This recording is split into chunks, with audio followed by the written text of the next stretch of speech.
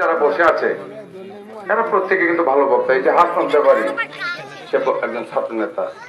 এরও যারা বক্তব্য রেখেছেন, আমাদের অঙ্গ সংগঠন নেতারা অনেকে বক্তব্য রাখেন নাই। এরা মুহূর্তে কিন্তু বেড়ে আগুন বাইরে সবাই। এই যে ছাত্র নেতাটি, এটি তো ছাত্র তো করে আইসে ভাই।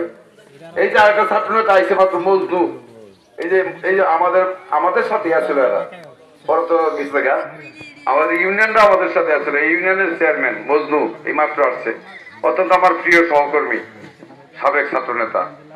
আমরা কিন্তু জাতীয়তাবাদী ছাত্র দল করেই কিন্তু আজকে বিএনপি নেতৃত্ব দিচ্ছি। আজকে বাবুল আলম বলেন, হাবিব বলেন, রহিম ভাই আমাদের মুরব্বী। রহিম ভাই যুবদল থেকে শুরু করছে, আর আমরা এলাম ছাত্রদল থেকে শুরু করছি নাকি? হ্যাঁ, রহিম ভাই আছে যুবদলের প্রতিষ্ঠাতা সভাপতি, তখন আছেন সিরাজ ভাই, তারা মুস্তাক ভাই, তারা বলে। যাই হোক, আমি বক্তব্য কি বলবো, আমার ইউনিয়নের বলাতে কিছু নাই।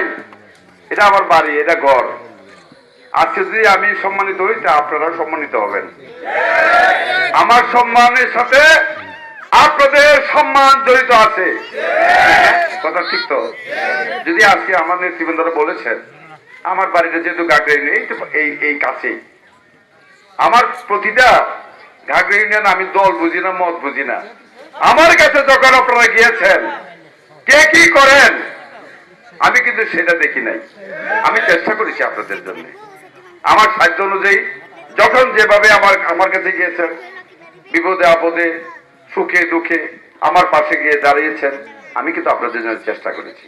এই জন্য বলছি যে আমার সম্মানের সাথে এই ঘাগরা ইউনিয়নের সম্মানের সাথে ঘাগরা ইউনিয়নের প্রতিটা নাগরিকের সাথে জড়িত আছে। তাই বন্ধুরা, আমার বক্তব্য